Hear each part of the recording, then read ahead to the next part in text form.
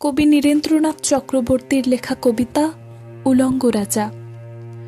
সবাই দেখছে যে রাজা উলঙ্গ, তবুও সবাই হাততালি দিচ্ছে।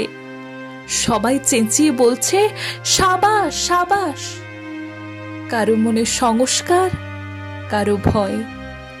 কেউ বা নিজের বুদ্ধি অন্য মানুষের কাছে বন্ধক দিয়েছে, কেউ বা পরান্নভোজী, কেউ কৃপা প্রার্থী, উমেদার, প্রবঞ্চক। কেউ ভাবছে রাজবস্ত্র সত্যি অতীব সূক্ষ্ম, চোখে পড়ছে না যদিও, তবু আছে। অন্তত থাকাটা কিছু অসম্ভব নয়।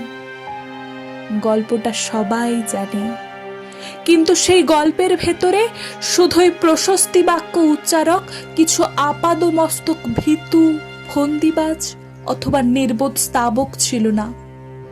একটি শিশুও ছিল, সত্যবাদী, সরল, সাহসী একটি শিশু। নেমেছে গল্পের রাজা বাস্তবের প্রকাশ্য রাস্তায়। আবার হাততালি উঠছে মুহুর্মুহু, জমে উঠেছে স্তাবক বৃন্দের ভিড়। কিন্তু সেই শিশুটিকে আমি ভিড়ের ভেতরে আজ কোথাও দেখছি না। শিশুটি কোথায় গেল? কেউ কি কোথাও তাকে কোনো পাহাড়ের গোপন গুহায় লুকিয়ে রেখেছে? নাকি সে পাথর, ঘাস, মাটি নিয়ে খেলতে খেলতে ঘুমিয়ে পড়েছে কোনো দূর নির্জন নদীর ধারে কিংবা কোনো প্রান্তরের গাছের ছায়ায়? যাও, তাকে যেমন করেই হোক খুঁজে আনো। সে এসে একবার এই উলঙ্গ রাজার সামনে নির্ভয়ে দাঁড়াক।